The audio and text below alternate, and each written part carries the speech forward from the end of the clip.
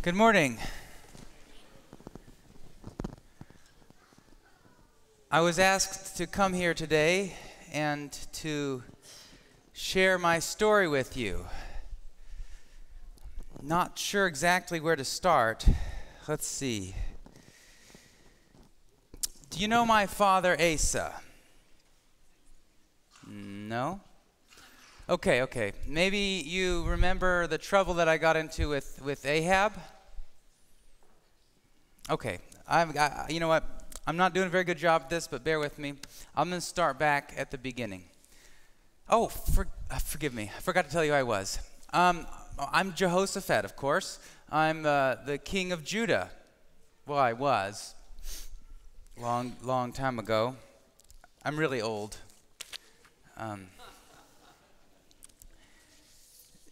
So my story starts a long time ago. I'm the firstborn son of Asa, king of Judah, and I of course was in line to be the king as well, and that's where we'll pick up our story today. I was, believe it or not, I was only 35 when I became king. I still can't believe they would let a 35-year-old run a country. But I did my best, and it wasn't that bad. It wasn't that bad. I was anointed king when I was 35, and I was the king of Judah. I didn't really know what to do. I wanted to be a good king. I wanted to follow in the footsteps of my father, Asa, and so I thought we better start preparing. So I started building up our army. It wasn't that it was that bad before, but you know, it's always room for improvement. So I would build garrisons around the country, and I built walls around our cities.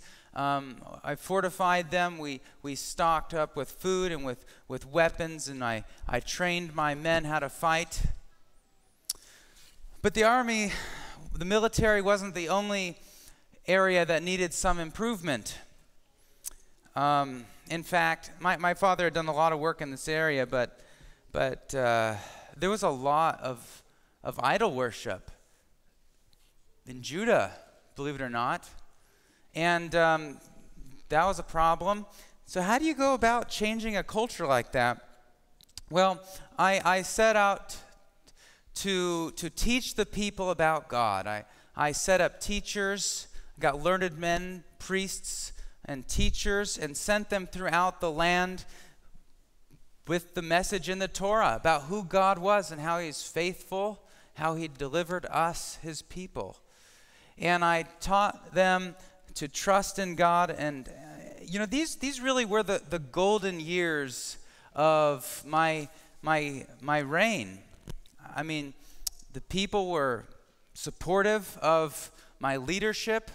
We as a country were prospering, and the nations around us respected us, and we're also learning about God through our example. And it was really going really well. And well, as they say, for a while, you know, pride goes before a fall. I started to get a little bit, I guess, confident in my own ability to make decisions. And I thought I knew what was best. And, well, you know, when you start depending on yourself, that's when problems arise. So I thought it would be a good idea to kind of reconcile with the kingdom of Israel. As you'll remember, in my great-grandfather's time, Rehoboam, Israel, the 10 tribes of Israel, separated from us, from Judah. And I wanted to bring some reconciliation there. And so how do you become friends with another nation? Well, what better way than by marriage, right? So, not me. I was already married. But my son was the right age, and Ahab, king of Israel, his daughter was suitable. So we made the plans, we set the date, had the wedding. Everyone was happy, it was going well. What's so bad about that, you ask? Well, I was, I guess I was not willing to recognize that Ahab wasn't really a follower of God. Well, actually, that's a little bit of an understatement. Ahab was actively worshiping other gods and, the gods of the Canaanites that were in the land before us. And so he was doing some not so good things like sacrificing his kids to idols and that kind of stuff. But I don't know. I thought it would be, economically beneficial for us. And, it did bring us closer together. I mean, Ahab and I started to become pretty good friends. He invited me over to his house one day for a party. We were eating some good food. And he had an idea that he presented to me.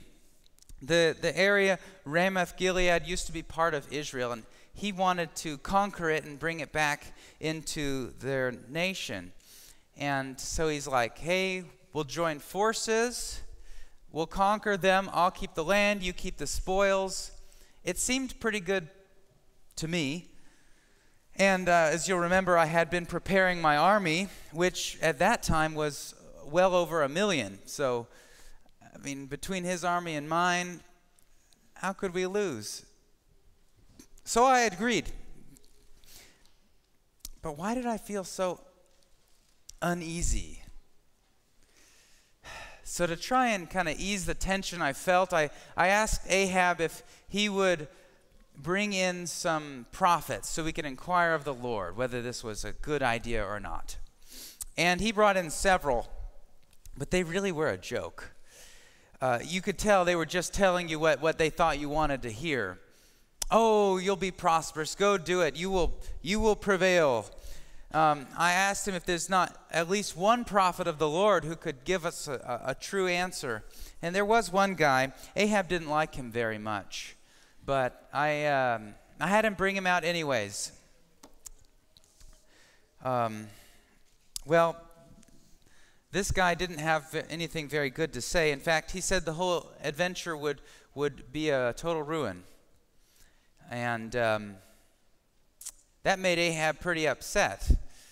Ahab threw him in prison and was more determined than ever to go through with the battle. I was pretty skeptical, but, well, I'm a little bit ashamed to say it, but, I have to admit it. I just wasn't willing to, give up my pride.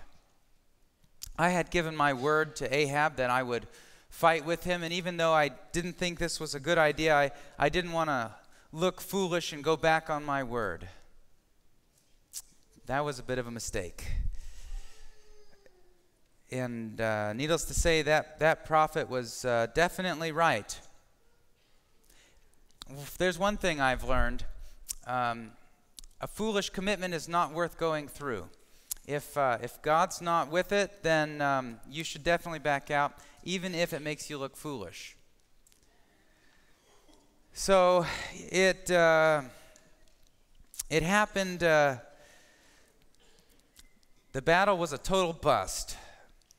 I ended up retreating from the battle with my tail between my legs, and Ahab was dead with an arrow in his back. It was a pretty sorry state. I was coming back home to Judah, and guess who met me at the border? Probably the last person I wanted to see. It was a guy named Jehu. He was a prophet. Well, you'd be nervous too if you had just gone against what God had said, and here's a prophet standing there to confront you. Well, he did rebuke me, but his message was mixed with mercy. I'll never forget what he said. It shaped the way I did everything pretty much from then on. He said, "Should you help the wicked and join yourself with those who hate the Lord? Therefore the wrath of the Lord is upon you. Nevertheless, Listen to this. Nevertheless, goodness is found in you, that you have removed the wooden images from the land and have prepared your heart to seek God. That was it. That short, that simple. Why was this life changing? It was that last line especially. You have prepared your heart to seek God. Preparing was probably a good word that would have characterized my reign. I had worked to prepare my army, as I told you. I had worked to prepare my people to trust in God. It had been my mission, and it's what I continue to do from this point forth. We had been learning about God as a nation, and so I was able now to actually destroy the high places and the shrines where they were worshiping. I was able to administer justice. I knew I was too big of a job for me, but I set up judges all over the land, and I taught them to make just and honest decisions, to fear God, and to trust God for wisdom. I taught the people how God had blessed our nation in the past, and I taught them how God had brought us here for a special purpose. I was preparing them for what was to come. But I'm getting ahead of myself. There were many years at this point, there were many years actually that were really good and uneventful. But I know that when nothing bad is happening, it makes a story kind of boring. So I don't want to put you to sleep with all this dull gaiety. And I'll fast forward to the time which was more interesting, but not so good for me. It happened one day, we started to hear some rumors of an army coming to attack us. And it was confirmed by some of my scouts. There were 3 nations, Ammon, Moab, and Edom. They had joined forces, and they were coming to attack us. I didn't know what to do. I could ask, why, God? What have I done? I've been teaching, I've been faithful. I've been teaching them about you, my people about you. We've been following you. Why are you doing this? We've been kind to them. We haven't provoked them. What is this all about? But I didn't have too much time for this reflection. It was time to act. War was upon us. No time to prepare. Good thing I had been working on that ahead of time. Although this time I was a little wiser. Yes, I had been working on my army, but it didn't work so well last time when that's what I was trusting. This time we took a different approach. I sent word out throughout my country. Everyone should seek God. Ask him what we should do and humble ourselves in prayer. And then I invited everyone to come to Jerusalem, where we had a time of confession and of praying and seeking God, seeking for wisdom on what we should do. I was the voice of the people as I was their leader, and I prayed, "O Lord, God of our ancestors, you alone are the God who is in heaven. You are ruler of all the kingdoms of the earth. You are powerful and mighty. No one can stand against you. O our God, did you not drive out those who lived in this land when your people Israel arrived? And did you not give this land forever to the descendants of your friend Abraham? Your people settled here and built this temple to honor your name. They said, whenever we are faced with any calamity such as war, plague, or famine, we can stand in your presence before this temple where your name is honored. We can cry out to you to save us, and you will hear us and rescue us. And now see what the armies of Ammon, Moab, and Mount Seir are doing. You would not let our ancestors invade these nations when Israel left Egypt. So they went around them and did not destroy them. Now you see how they reward us. For they have come to throw us out of your land, which you gave us as an inheritance. O our God, won't you stop them? We are powerless. We don't know what to do, but our eyes are on you. Some people have speculated that this was a mighty prayer of faith. Well, maybe it was. But for me, it was more a prayer of necessity. I didn't know what to do. And so I thought to direct the attention and the hearts of my people back to God, that they would trust Him. Here's where the preparation really came into play, although I didn't realize it till afterwards. What if I had not spent my entire time as king teaching my people about God? What if they didn't know of His mercy and His grace? What if they didn't know of His power? What if they didn't know Him at all? How could I at this time expect them to turn their trust to Him? Well, I couldn't.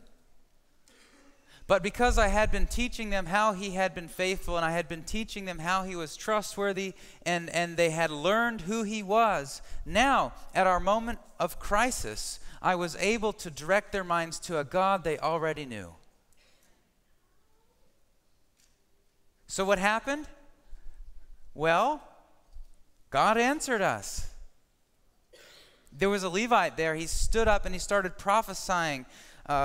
He was speaking on God's behalf to us. And he had a message from God. God was telling us that we would be saved. He said, these people are going to come up from this direction. You'll go down and meet them, and I will deliver them into your hands. Amen. We were so excited.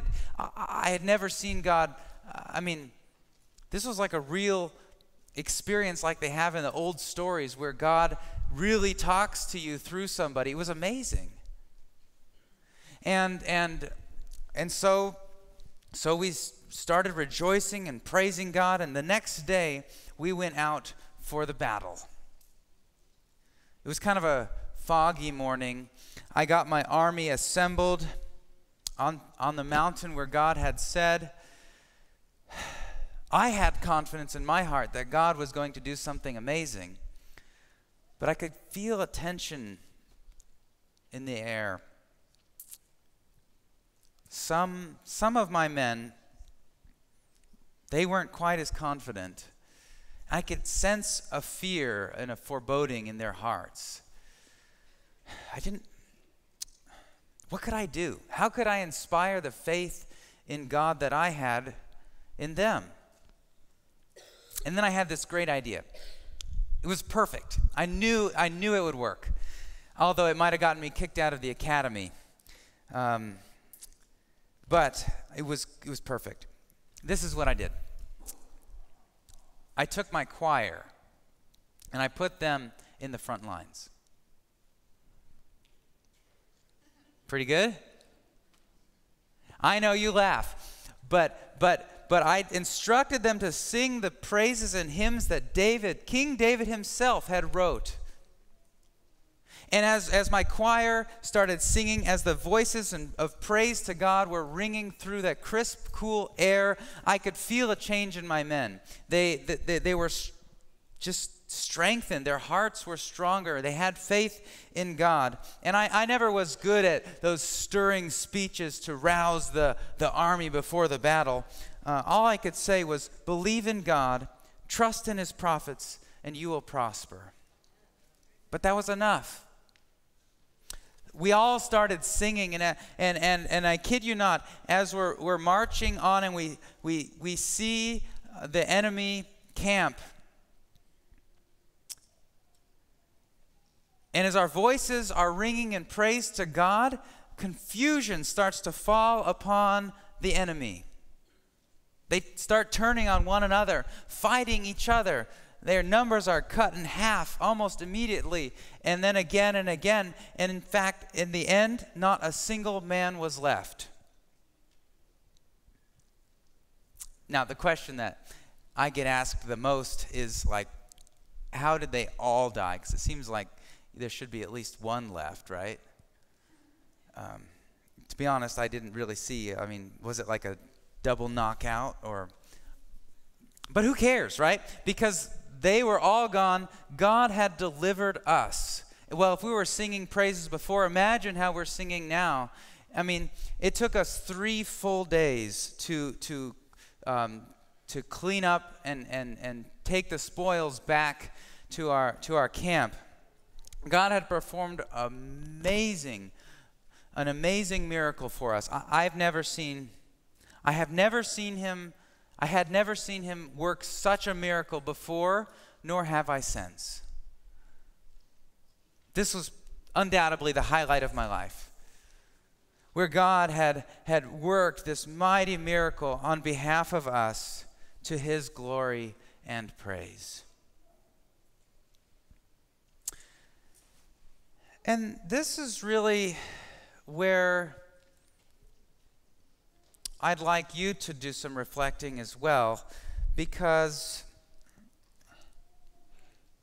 if I have learned anything in my life, it's the importance of being prepared. They tell me that in your culture you have a practice of making, what do they say it? Revolutions? No. Resolutions at this time of year. New Year's resolution, where you make new plans, right? I heard Pastor Nathan talking about this at the beginning. This is a time to start preparing. If you wait until the crisis is upon you, you won't have the time to do it. So now is the time to start preparing. I mean, what if I had waited? I would have asked my people to trust in God, and they would have said, God who? But through years of learning and studying his scriptures, we had a working knowledge of who he was. You've got these great reading plans that Pastor Nathan was talking about, where you too can become acquainted with the God of creation, the God who made you and redeemed you. And so why not start today preparing yourself and your family for whatever crisis there is in your future, that you too may be able to meet it with faith as we did. So I ask, what are you preparing for? Are you preparing a beautiful house to invite people over and impress them? Are you preparing a good job to take care of yourself and your family for the future? Are you preparing a nice 401k so you don't have to worry about your retirement? In my day, we just called that lots of children. What are you preparing for? Those are not bad things in and of themselves. But nothing is more important than preparing your heart to trust in God. And that starts now. That starts now. So that they told me I need to end my memoirs by asking you to write on something they called a connect card. I believe they're in the pew in front of you. And there's a spot on there that says, my next step is. This is what I want you to write. This is how you can respond. My next step is to start preparing my heart today for eternity. My next step is to start preparing my heart for eternity today. That way, you will be able to stand when your crisis faces you. So I challenge you to make those resolutions that will further your faith. I challenge you to don't let a day go by where you haven't given your heart to God and learned more about who He is. Start preparing for eternity right now. So the deacons are going to come forward. They can collect your cards.